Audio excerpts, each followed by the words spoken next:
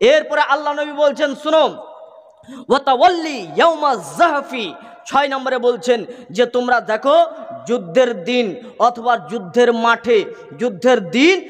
যুদ্ধের মাঠে তোমরা সেই ময়দান ছেড়ে খবরদার পালিয়ে যেও না। এটা হচ্ছে একটি মহাপাপ। যুদ্ধের ময়দান থেকে পালিয়ে যেও না। তা আমাদের তো এখন যুদ্ধ নেই মৌলানা সাহেব, এখন তো আমাদের যুদ্ধ নেই, তাই আমরা হয়তো বেঁচে গেলাম। যদি কোনো দিন যুদ্ধ করতে হয়,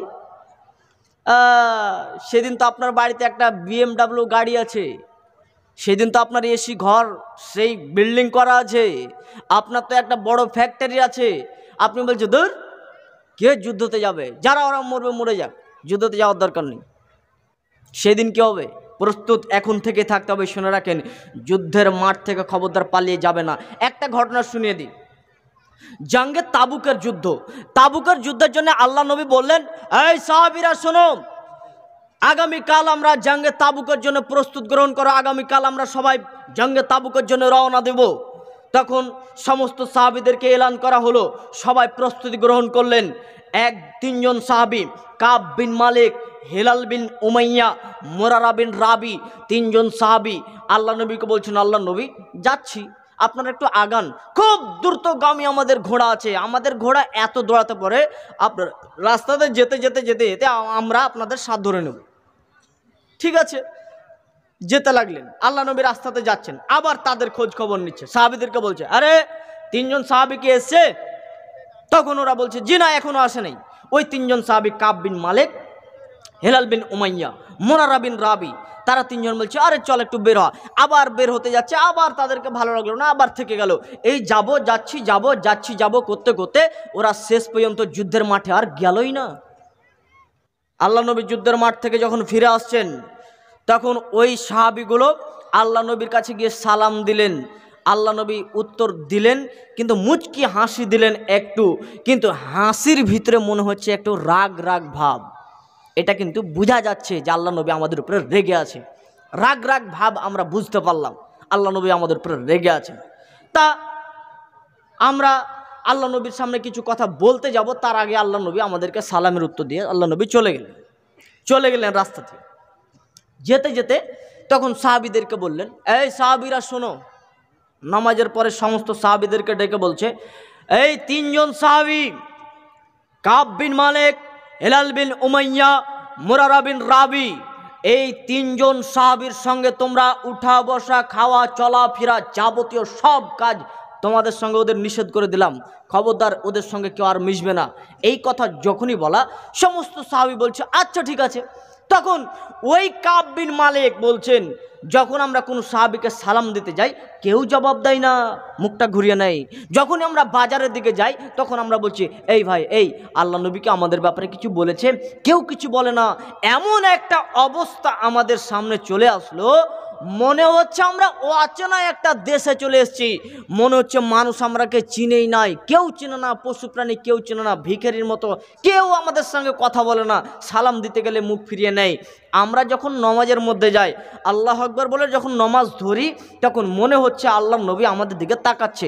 সালাম ফেরার পর আল্লাহ নবীর দিকে যখনই তাকাতে যাচ্ছি, তখনই আল্লাহ নবী আবার নমাজ শুরু করে দিচ্ছে, আমাদের দিকে তাকাচ্ছে না। এই রকম চলতে রয়েছে। চলতে 40 দিন যখন হয়ে যায়, তখন আল্লাহ নবী বলছেন, এই সাহাবীরা শোনো, ওই 3জন সাহাবীর, ওই যে 3জন সাহাবী রয়েছে, এদের কাছ থেকে তাদের স্ত্রীদেরকে আলাদা হতে বলো। তখন ওই 3জন সাহাবী বলছেন, আল্লাহ নবী কি তালাক দিতে বলছেন নাকি এমনি বলছেন? তখন ও আল্লাহ নবী বলছেন, তোমাদেরকে এমনি বলছি, তোমরা তোমাদের স্ত্রী থেকে আলাদা হয়ে যাও। শেষ পর্যন্ত 40 দিনের দিন কি হলো? 40 দিন যাবৎ এরকম তাদের কষ্ট চললো। এরপরে 40 দিনের দিন আল্লাহ নবী বলছেন তাদের স্ত্রীরাও তার কাছে থাকতে পাবে না, রাত আর ঘুমাতে পাবে না। হিলাল বিন উমাইয়া খুব বৃদ্ধ একজন সাহাবী, ওর স্ত্রী আল্লাহ নবীর কাছে এসে বলছেন, আল্লাহ নবী, আমার স্বামী অত্যন্ত বৃদ্ধ, সে নিজের খাবার তৈরি করতে পারবে না, সে কাপড় কাচতে পারবে না, অন্তত আপনি তার সঙ্গে আমাকে থাকতে দেন। তখন আল্লাহ নবী বলছেন, আচ্ছা ঠিক আছে, তুমি তার সঙ্গে থাকবে ঠিক, কিন্তু তুমি তার সঙ্গে মিলন করতে বা তার সঙ্গে তুমি ঘুমাতে পাবে না। এমন একটা কঠিন পরিস্থিতিতে চলে আসলো এই তিনজন সাহাবী কেন তাদের অপরাধটা হয়েছিল যে তারা যুদ্ধের মাঠে তারা সেদিন যায়নি, যুদ্ধের মাঠে যাব বলে বলে তারা যুদ্ধের মাঠে যায়নি বলে তাদের প্রতি এই রকম শাস্তি দেওয়া হচ্ছে। এমনকি গাসসানের বাদশা তাদেরকে একটা চিঠি লিখে বলছেন, এই কাব বিন মালিক, এই তিনজন সাহাবী শোনো, কাব বিন মালিক, হেলাল বিন উমাইয়া, মুরারা বিন রাবি, তোমরা শোনো, তোমাদের মোহাম্মদ সাল্লাল্লাহু আলাইহি সাল্লাম তোমাদেরকে বলেছেন, তোমাদেরকে তাদের দল থেকে তোমাদেরকে বিচ্ছেদ করে দিয়েছে, তোমাদেরকে বলেছে যে তোমরা তাদের দলে থাকতে পাবে না। অতএব আমরা তোমাদেরকে বলছি তোমরা আমাদের দলে চলে এসো, তোমাদের জন্য সম্মানের চেয়ার রেখেছি, তোমরা সম্মান মর্যাদার পূর্ণ তোমাদেরকে স্থান দিয়ে দেবো, তোমরা আমাদের কাছে চলে এসো।